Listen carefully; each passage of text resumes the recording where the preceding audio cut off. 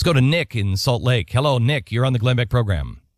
Hi. So you mentioned a little bit ago about FMRI and what it is exactly, and I have a master's degree in biomedical imaging. Please explain it, because I don't have any idea exactly what it does or how to explain it. Right. It is kind of sci-fi when you really get down to it, but it's based on the principle that your blood has iron in it, and iron, of course, is magnetic. So when you take a deep breath, your iron has oxygen that attaches to it so that it can travel through your body and supply your heart and brain and everything with oxygen. Well, when oxygen sticks to your blood, it makes your blood less magnetic. So take, for example, if I took Jeffy and put him in an MRI and I said, Jeffy, what's 4 times 4? And, of course, he says, I don't know, ham sandwich.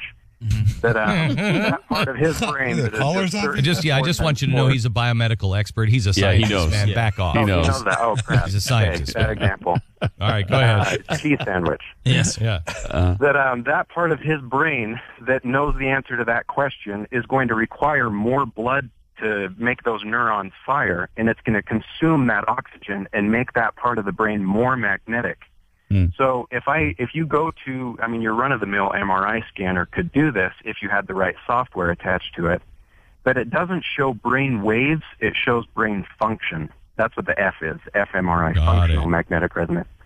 So it shows which parts of your brain work, which parts of your brain are subpar, which parts of your brain are overactive, but it's strictly a research tool. No one uses it in the medical industry per se. It's really a cutting-edge scientific instrument. It has no real medicinal purpose. I know somebody who was a legal, a criminal lawyer, and he said, they try to bring this up into court all the time using fMRIs, and he's like, the court systems won't even entertain anybody talking about an fMRI because it's so kind of out there.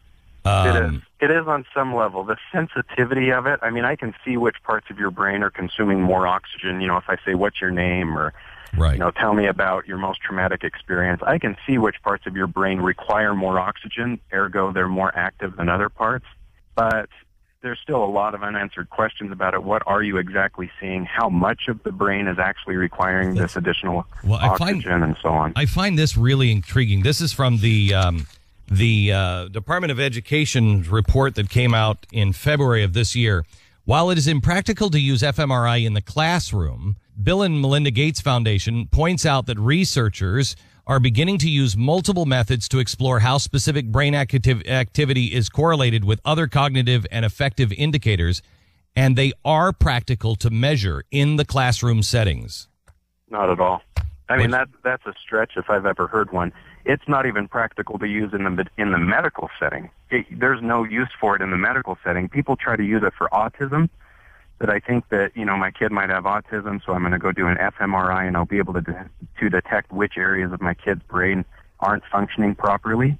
And even then, insurance companies won't pay for it because, there's just too many unanswered questions for an insurance company to reasonably pay. Nick, I would love for you to go online and look at the U.S. Department of Education Office of Technology or Educational Technology promoting grit, tenacity, and perseverance, critical factors for success in the 21st century. It's the February 2013 report from the U.S. Department of Education.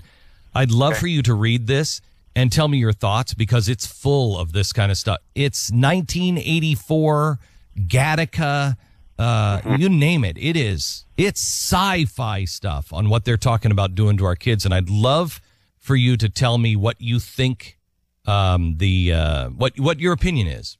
What your opinion Sounds is. Good to me. Okay. Hang on the phone. We'll get a number and get a way for you to get in touch after you've done a little bit of homework.